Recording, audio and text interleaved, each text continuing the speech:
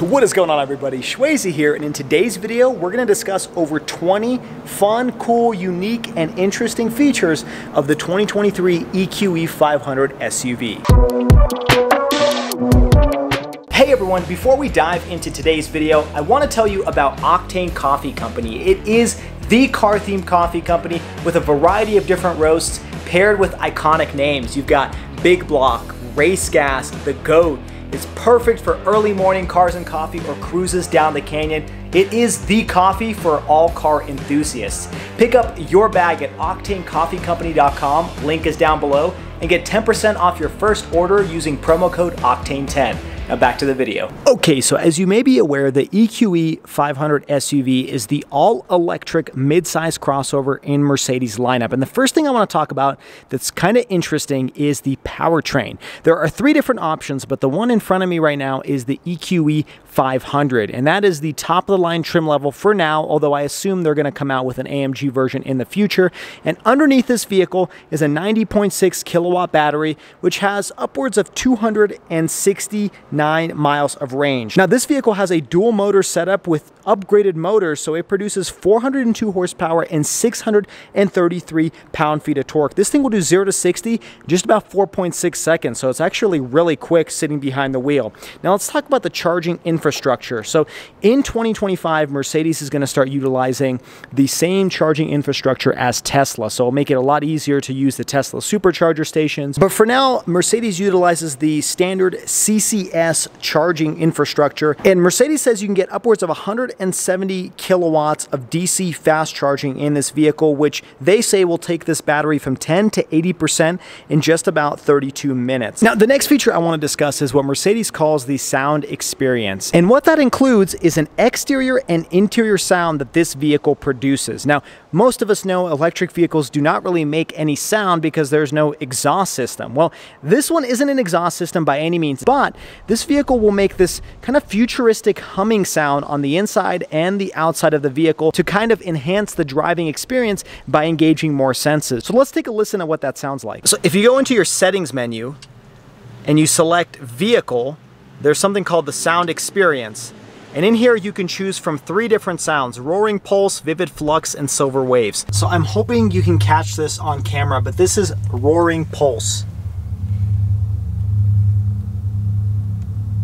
And this is what roaring pulse sounds like from the outside. Now I'm going to switch it to vivid flux.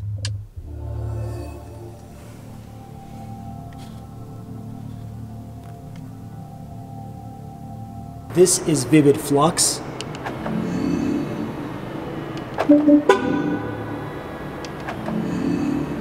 Kind of sounds a little bit more like a day spa. And then this is silver waves.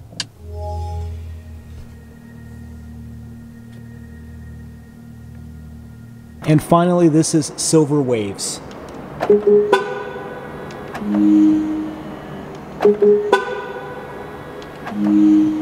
Kind of just sounds like background music in an intense movie. Roaring pulse is definitely the most aggressive one. It almost sounds like a floating alien spaceship. You'll also catch this sound experience when you're under heavy acceleration in the EQE. Let me show you what that sounds like.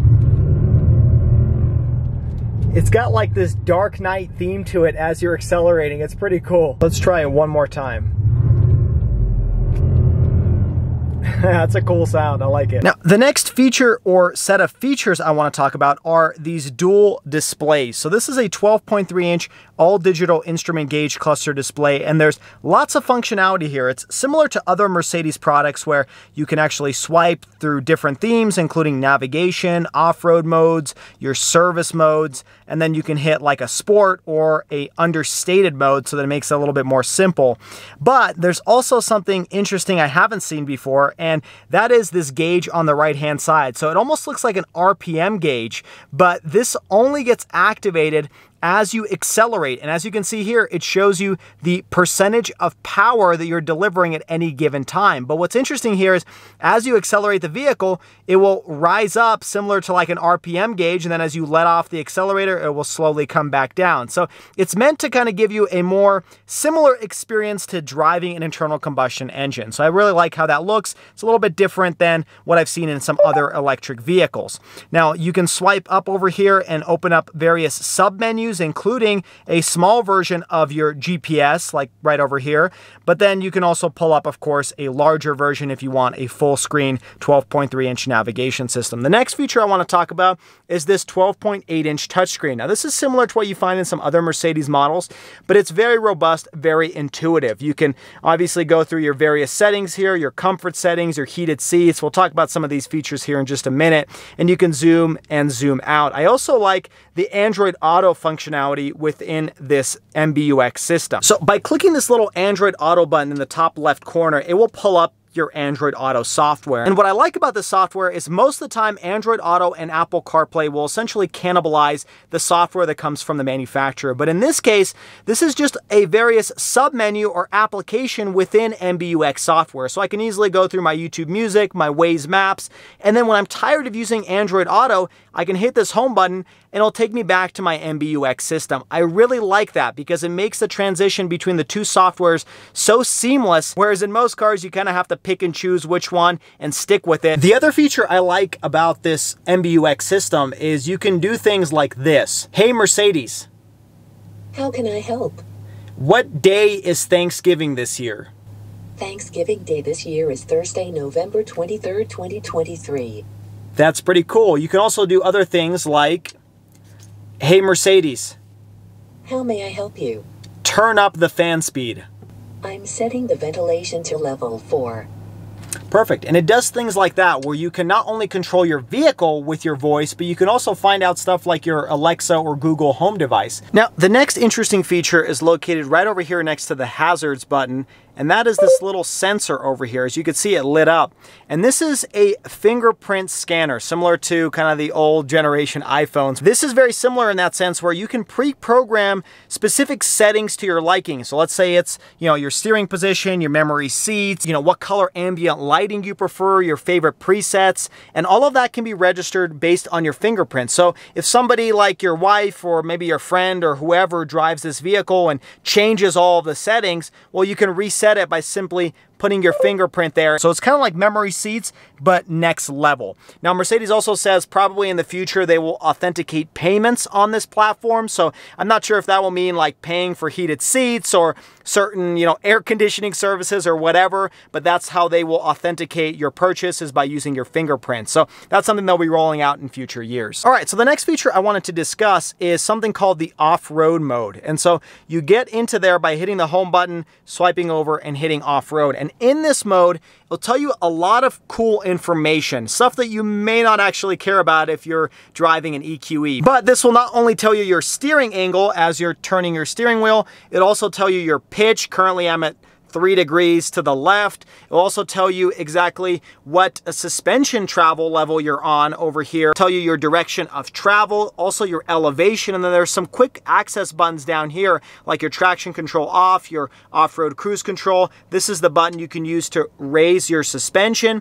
And then there's also a button over here that will activate your 360-degree camera. Now, this one specifically is for your off-road 360 camera, and essentially what this thing will do is it will allow you to see what's going on underneath the vehicle. So as you can see right now, it's this gray screen, but let me put this vehicle into drive and drive forward just a little bit and show you how now it shows me what's going on underneath the car. So this essentially uses fancy software to overlay images that are going on in front of you.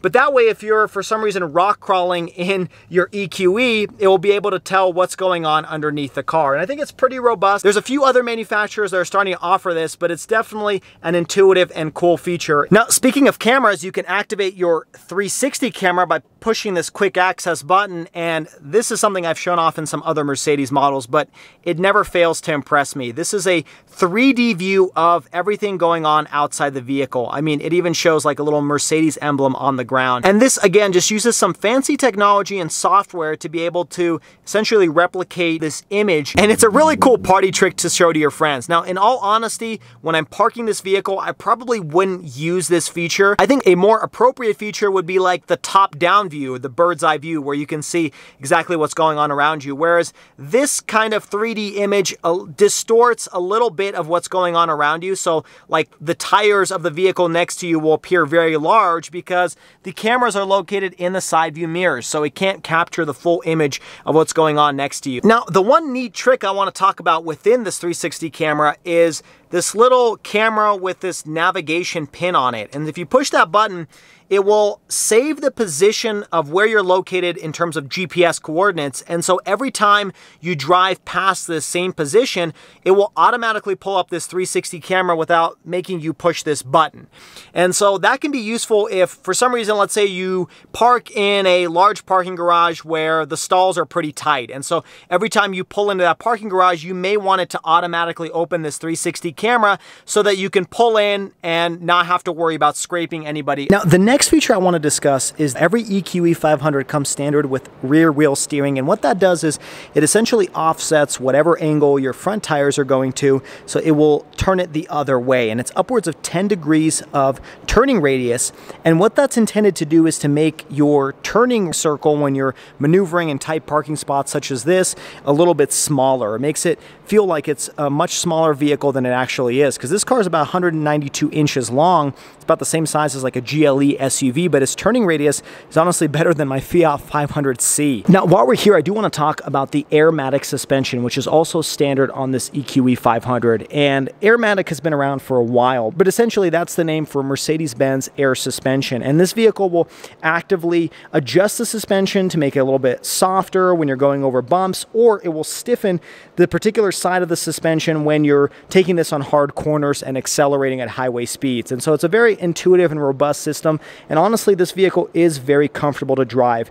Probably one of the most comfortable electric vehicles I've driven to date. And a lot of the speed bumps on the road are hardly noticeable in this vehicle, especially considering this car is riding on 20-inch wheels. Now, the air suspension also allows for upwards of 1 inch of additional ground clearance. So this car will raise its riding height when you push a button inside of the cabin. And that's meant for, you know, better clearance, better off-road capability.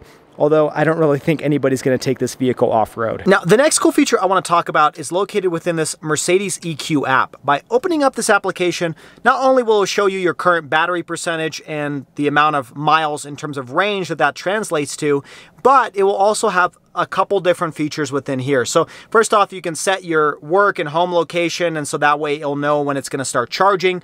But there's also something called eco charging. By activating this thing not only reduces the max battery percentage to 80%, because that preserves how long the battery is going to last over time. Consistently charging it to 100% will actually degrade the battery quicker. But what eco charging will do is you can add a specific departure time within this menu.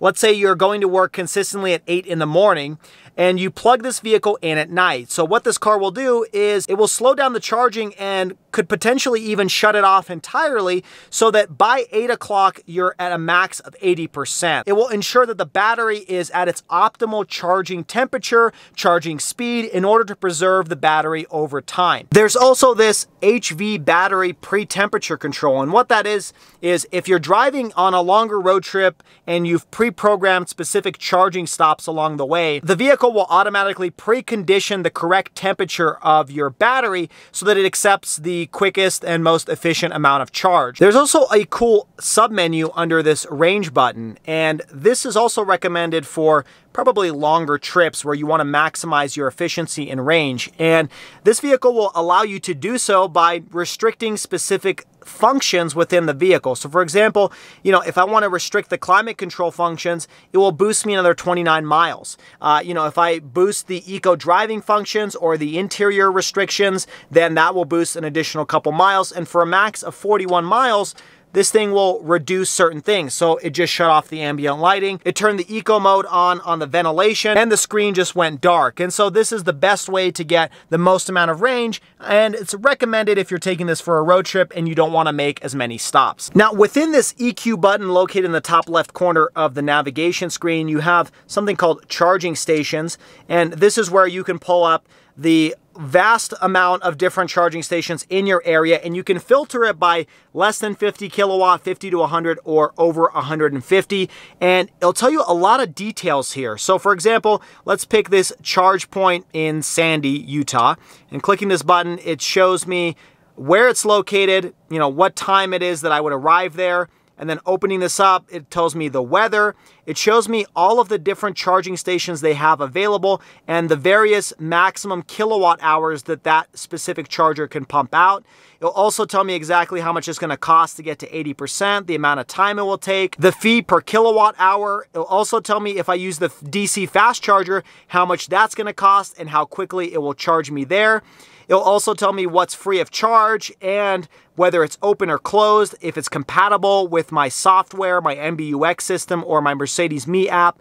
And it'll even show you various photos of that specific location. So if you're looking for it when you're driving around, you can kind of reference these photos to find it. It'll also tell me the availability and how busy they get. Now, it doesn't show me if that particular station is occupied, but this kind of gives you a gauge to let you know, okay, if I'm coming at 6 p.m., it's probably going to be mostly available. And of course, it gives you the address, the phone number, and the website of that particular charging station. Now, another really useful feature that obviously Tesla offers as well is if you're, let's say you're going to, Las Vegas, Nevada. First off, it has to load, of course, the destination, and you can even find photos of the location you're going to and their current weather, the website, so that's kind of cool to see. But if you hit let's go, obviously I don't have enough range to get there. I'm currently sitting at 252 miles and it's about 410 miles away. So if I click this button in the top left corner, it's going to pull up a menu that shows me exactly where I need to stop along the way. And it also tells me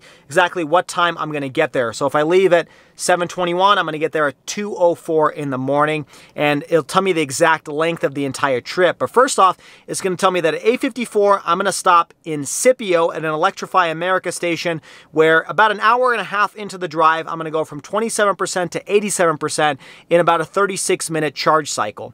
After that, I'm going to drive a little bit further, and about at the 5-hour, 12-minute mark, I'm going to stop at this Electrify America in Mesquite, and I'm going to go from 10% to 41% in about 19 minutes, and then I'm going to go straight shot it directly to Las Vegas, get there at 2:04 a.m. at about 6 hours, 43 minutes in, with 410 miles total and a 10% charge left. Now, as a frame of reference, I just pulled up on Google Maps how long it would take to go from my location to the destination, and it says 5 hours, 59 minutes. So it really isn't that much longer. Now, that assumes that all of these chargers work the way they're stated to on this screen, and that they're going to charge it as quickly as it shows on here. They're not down, they're not preoccupied. So this is kind of an ideal setting for it to get to your destination. Realistically speaking, I would have to drive this route in this vehicle to tell you if this 6 hour, 42 minutes is correct. Now, the next kind of cool feature about the EQE is you can swipe to open up your panoramic sunroof. So first off, it's going to open up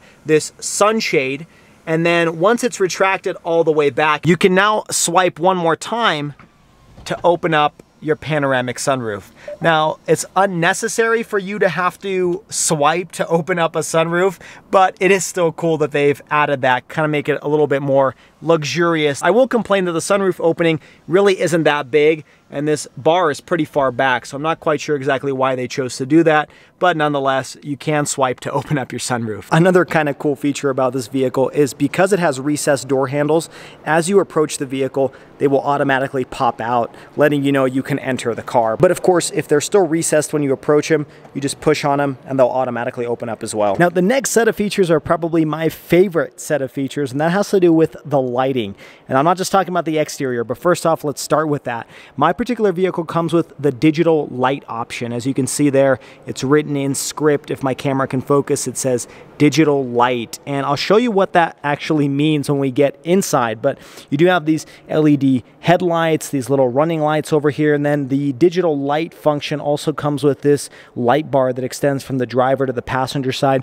Really good looking front end. Mercedes has a really good lighting overall. And then as you come over to the side of the vehicle, you'll notice as you approach, typically when this vehicle is locked and then unlocked, you'll notice there's a light located right around the door handle. Looks really good front and back. And then, of course, you have the Mercedes logo lit up on the ground as well. And then taking a look at the rear end, it's no different. Beautiful, almost squiggly lines in terms of the LED taillights, and then another light bar that extends from driver to the passenger side. Overall lighting on the exterior is gorgeous, but it gets better on the inside. As you open the door, you're greeted with this Mercedes Benz illuminated door seal, but this is where it gets really interesting. Take a look at this interior ambient lighting, and we're going to dive into some of the features here because this isn't where it ends. When you go in here, there are various different settings. So not only can you select a monochrome color, and there's 64 different colors that you can cycle through, and take a look, it will actively change as you're adjusting, and it's kind of hard to show on camera. It kind of all shows up as one light, but trust me, these are changing colors. But you can also choose different themes. So if you go into this multicolor menu, that's where you have various different themes to it. So if you choose this lighter theme, it'll show one color up at the top, a different color up at the bottom. And so you can customize it to various different colors there. But there's one more mode that I haven't seen on other Mercedes products, and that's this mode. It's called Energy Shine. And what this will do is it will actively change this ambient lighting as you're driving down the road. As I start accelerating here, you'll notice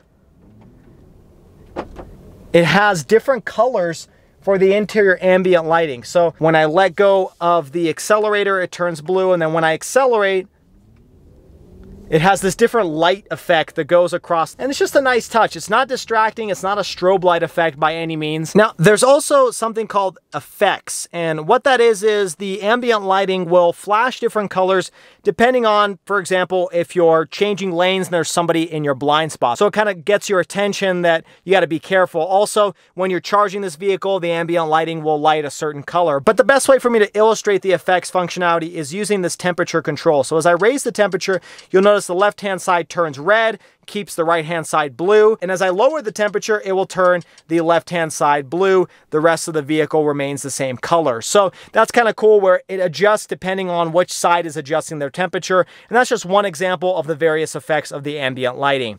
Another thing I want to point out is not only do you have ambient lighting across the dash, around this center arm console, over on the door panel, down in the storage area, and the footwell, but you also have it on the seat cushion itself. Yes, there's a light strip that goes all the way up and down the seat cushion on the driver and the passenger side. And take a look at the rear. There's ambient lighting on the door panel, on the window switches, over in the storage compartment, and in the footwell. I mean, this car has probably the most amount of ambient lighting that I've seen in any Mercedes, and it is absolutely gorgeous, especially with how much you can manipulate it to various different colors to your liking. Now, one thing I haven't pointed out about the headlights and the digital light feature is something in here called the digital light function. And this is where you can adapt to various welcome and farewell projections. And let me show you what that means. So as you turn this vehicle on, you'll notice there's like a sweeping light function as the car turns on and the headlights adjust. But that is something I've seen in other Mercedes products. What I haven't seen is when you turn this vehicle off,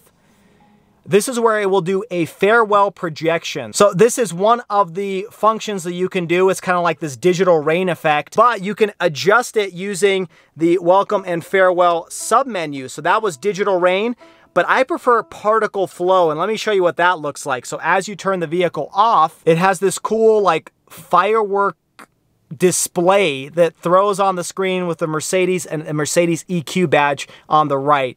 That is really cool tech that I haven't seen headlights do in the past. I've never seen a headlight project images onto the road. And even though it's somewhat gimmicky, you're probably never going to use it. It is still really cool that this is kind of a first in the industry. I could see in the future where your headlights could serve as projectors for, say, a movie screen. And maybe you could park it in front of like a big brick wall or a white wall, and then you can watch a movie and listen to the sound using your 15-speaker Burmester audio system. So it's really cool to see where this tech could go in the future. There are some safety features baked in with the digital light as well. So the supporting projections will point out warnings, alerts, using the projection functionality of the headlights. Now, I haven't seen this in action myself, but that is a function of the digital light effects. Another cool feature of the EQE is the augmented reality navigation system. And so What this will do, and I've shown this in other Mercedes products, but as you can see, there is a floating arrow that's telling me exactly where to turn. And this can get useful when you're in a new neighborhood that you're not familiar with. This will show you exactly how many feet away you are from needing to turn left or right. The next quirky feature is how many Mercedes logos are located inside of this vehicle. So as you can see here on the wood grain dash, all of these are little mini Mercedes logos. You've got about 240 or 50 or so just on this interior. That's not including this and the one on the startup screen. So many Mercedes logos, but it doesn't stop there. So you've got another couple hundred just on the front end of the grille. So these are all little Mercedes logos because this is just a plastic panel. There's no need for a grille on an electric vehicle. And there's even more Mercedes logos on this headlight as well. So you'll never forget that you're driving a Mercedes in the EQE. Okay, now for the next set of features, I want to get behind the wheel and show you a few things. This being electric, the next feature, it's torque acceleration. Man, this thing is quick. Now, this isn't the most powerful electric vehicle on the market. You know, 0 to 60, 4.6 seconds. It's very quick, lots of torque, you definitely feel it, but this isn't as quick as like a Tesla Model Y Performance or even the BMW iX M50, but it is still plenty quick for day-to-day driving and passing people on the freeway. Now, speaking of passing people on the freeway, this vehicle has an interesting safety feature where if you turn on the adaptive cruise control, so right now I've set it to, let's do 75 miles per hour. As you can see, it automatically turned on the lane change functionality and changed lanes for me. I'm so glad I caught that on camera because it has to be in somewhat dense traffic, but if this vehicle feels like the car in front of me is going pretty slow as it is right now, this car will actively change lanes for me and accelerate up to the speed limit that I've set in the car. And then after a while, if it sees that, you know, there's nobody in the right-hand lane, it will automatically move this vehicle back into the right lane to stay out of the flow of traffic. So a very smart system here with automatic lane changes and something I haven't seen before in a Mercedes product. Okay, well there you have it, folks. That was over 20 fun, cool, interesting, and kind of odd features of the 2023 Mercedes Benz EQE. Some of these you may have seen before, but I guarantee you probably haven't seen all of these features. And I think some of these are industry firsts in this particular model. Kudos to Mercedes for creating a pretty cool, unique electric vehicle, a little bit different than some of the competition, but let me know your thoughts on the EQE down below. Would you purchase this over, you know, the Tesla Model Y, the BMW iX, Polestar 3, Cadillac Lyriq? I mean, this segment is already getting really crowded and there's really not that many electric vehicles out there. But let me know your thoughts down below. If you did enjoy this video, make sure you hit that like button and subscribe to the channel for all of the weekly car videos. Also check me out on all the social media at Schwayze_. Until next time, everybody, I hope you stay Schwayze, stay healthy, have a wonderful day.